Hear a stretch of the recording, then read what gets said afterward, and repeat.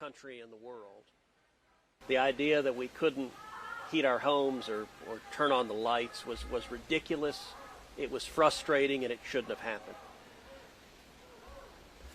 The last 24 hours, it has become a news story and a bit of a Twitter sensation that I went with my family, traveled yesterday to Mexico. I just got back. I flew out late last night. We had spent 2 days without power, and my girls wanted to take a trip with their friends and frankly get somewhere where it was warmer. And Heidi and I agreed. We took them. I flew them down last night, and then I just flew back today.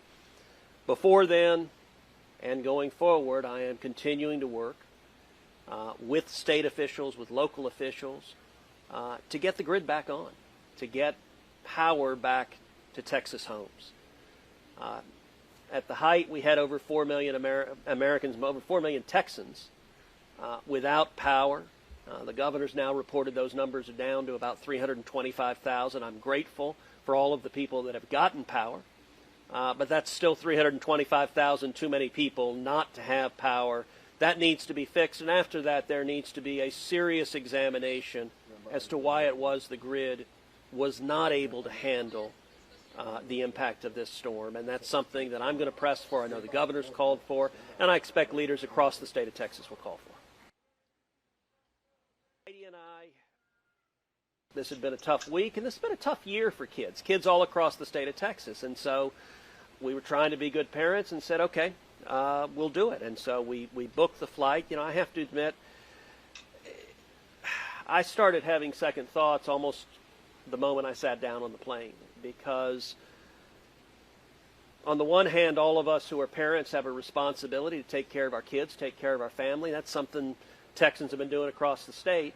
But I also have a responsibility that I take very seriously of fighting for the state of Texas and frankly, leaving when so many Texans were hurting didn't feel right. And so I changed my return flight and flew back on the first available flight I could take. I couldn't take a morning flight because the current restrictions require a COVID test. So I had to get a COVID test this morning before I could get on a flight back. So I took the first flight I could get after getting the COVID test and testing negative. Do you understand why people... When I arrived and saw the initial firestorm, what had started with second thoughts that I had as soon as we left, grew even greater. And I certainly regret that this has become a distraction at a time when so many Texans are hurting and frustrated and mad that this has become an item of debate and distraction. I think that's unfortunate. That was certainly not my intention. My intention was to take care of my family, which was the intention of Texans, every Texan across the country and across the state who lost heat, lost light. You were doing the same thing. You were taking care of your family, and I think it's unfortunate.